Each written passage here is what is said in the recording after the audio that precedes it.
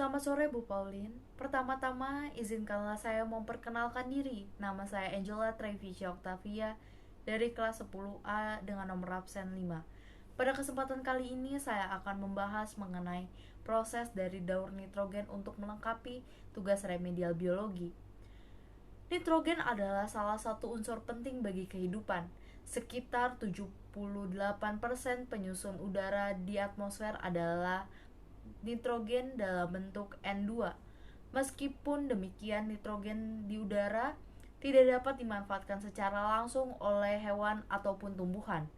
Maka dari itu terjadilah suatu daur nitrogen. Gimanakah daur nitrogen itu dapat terjadi? Nah, kita akan membahasnya. Terjadi 6 tahapan dalam proses dari daur nitrogen itu. Yang pertama ada fiksasi, yang kedua ada amonifikasi, yang ketiga ada nitrifikasi, yang keempat ada nitrasasi, yang kelima ada asimilasi, dan yang keenam ada denitrifikasi.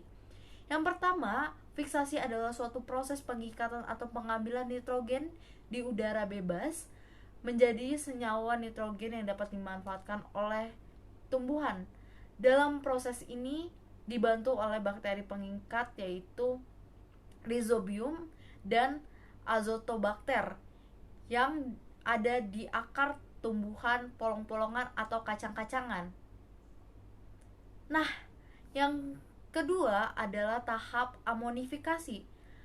Proses dari daur nitrogen tahap ini terjadi karena nitrogen yang ada di dalam bahan organik dilepaskan tanaman atau hewan yang telah mati, namun bakteri atau jamur pengurai akan mengubah senyawa nitrogen bebas dalam tanah menjadi amonium yang kemudian menghasilkan amonia untuk berbagai proses biologis lainnya. Nah, yang ketiga ada nitrifikasi. Nitrifikasi adalah suatu proses pengubahan amonium atau NH-4 menjadi nitrate atau NO-2 oleh aktivitas enzim nitrogeneses yang dimiliki oleh bakteri nitrifikasi. Yang keempat yaitu nitrasasi.